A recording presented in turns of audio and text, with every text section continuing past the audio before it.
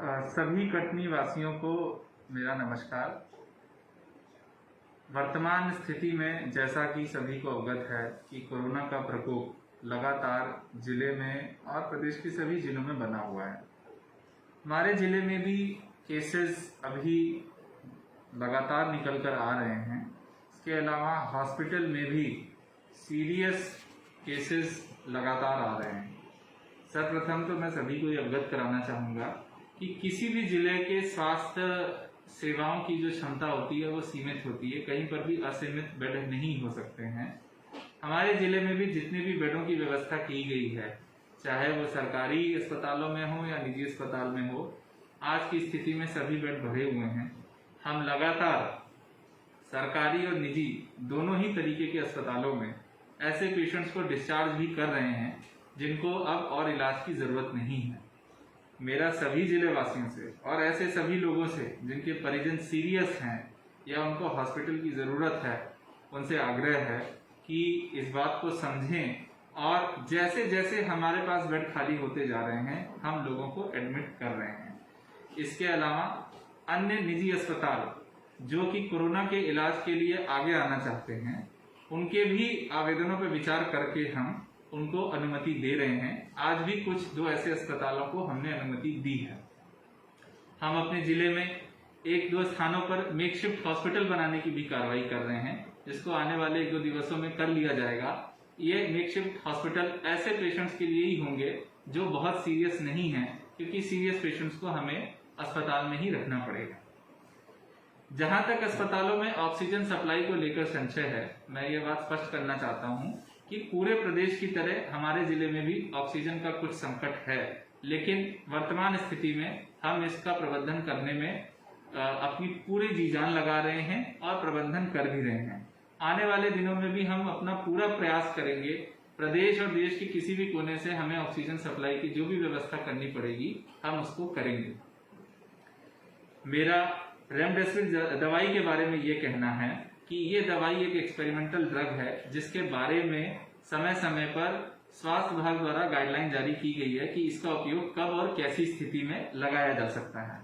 हमारे जिले में शासन के द्वारा या ड्रग सप्लाई के में जितनी भी रेमडेसिविर की डोज आती है उसको नियमानुसार कमेटी के द्वारा स्वीकृत करने पर प्रायोरिटी के बेसिस पर जारी किया जा रहा है, जो कि सबसे अच्छी व्यवस्था जो संभव है वो की जा रही है। इन सब बातों के अलावा सबसे महत्वपूर्ण बात यह है कि हम सभी नागरिक अपने दायित्व को समझें। कोरोना के संबंध में लगाया गया जनता कर्फ्यू जनता के सभी वर्गों से चर्चा करके 23 अप्रैल तक बढ़ाया गया है, किंतु आज सुबह भी मेरे द्वारा देखा गया कि जो छूट कोरोना कर्फ्यू में दी गई है उसमें कई लोग बिना मास्क के सड़क पर घूमते हुए पाए गए हैं। मैं आप लोगों को ये अवगत कराना चाहता हूं कि जब लोगों के परिजन सीरियस हो रहे हैं और उनको अस्पताल के बेड नहीं मिल रहे हैं, उनके द्वारा जिस प्रकार की अपील की जाती है उसको सुन के मन विचलित हो जाता है। आप इस बात को समझिए कि हमारे संसाधन सीमित हैं। यदि जनता कोरोना की रोकथाम में हमारा सहयोग नहीं देगी तो हमें इलाज कराने में, जैसे कि सारे जिलों को समस्या आ रही है, हमें भी समस्या आएगी। इसलिए ये कर्फ्यू जो बढ़ाया गया है इसमें जन समर्थन की बहुत आवश्यकता है। चाहे गांव हो या शहर हो, सभी लोग अपने अपने मोहल्लों में, टोलों में एक समिति का गठन कर लें। नगरीय क्षेत्र में नगर निगम के द्वारा भी आदेश जारी कर दिए गए हैं और हर मोहल्ले टोले में छोटी छोटी समितियां, वहां के प्रबुद्ध जन, चाहे पुराने पार्षद हो चाहे वहां के वृद्ध जन हो, उनको बनाना पड़ेगा कि कोई भी घर से बाहर ना निकले। हम सबको ये संकल्प लेना पड़ेगा और अपने घरों के बाहर एक सफेद रेखा खींच दें और कोरोना लक्ष्मण रेखा का उसको नाम दे दें और उससे बाहर निकलते समय ये सोचें कि क्या आप इससे बाहर निकलते समय अपने परिजनों को स्वास्थ्य के खतरे में तो नहीं डाल रहे हैं। यदि अति आवश्यक ना हो तो घर से ना निकलें। एक आदमी सब्जी लेने के बजाय 10-15 घरों में एक आदमी सब्जी लेने जाए और वो वापस आके सबको दे दे। ऐसा व्यक्ति स्वस्थ हो सकता है, कोरोना से ग्रसित होकर ठीक हुआ व्यक्ति हो सकता है। ऐसा व्यक्ति कोविड का टीका लगाया हुआ व्यक्ति हो सकता है, जिसको खतरा कम हो, जिसका निकलना समाज के लिए ज्यादा सुरक्षित हो। ग्रामीण क्षेत्रों में भी चाहे पंच हो या सरपंच हो, हमारे सचिव हो या जीआरएस हो, आशा, आंगनवाड़ी कार्यकर्ता, सभी को मैंने एक पत्र लिखकर ये अपील की है कि छोटे छोटे अपने मोहल्लों में, टोलों में, ग्रामों में ये व्यवस्था बनाएं, एक दूसरे को रोकें, टोकें और ये सुनिश्चित करें कि गांव से शहर या गांव से छोटे कस्बों में सामान लेने के लिए केवल वही व्यक्ति आए जिसका निकलना समाज के लिए सुरक्षित हो।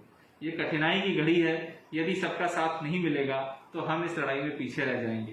परंतु मुझे अपने जिले वासियों पे पूरा भरोसा है, समाज सेवी संगठनों पे पूरा भरोसा है, हमारे जिले के चिकित्सकों पे, हमारे जिले के प्रशासन पे पूरा भरोसा है। ये लड़ाई हम सब मिलकर जीतेंगे। कोरोना हारेगा और कटनी जीतेगा। बहुत बहुत धन्यवाद।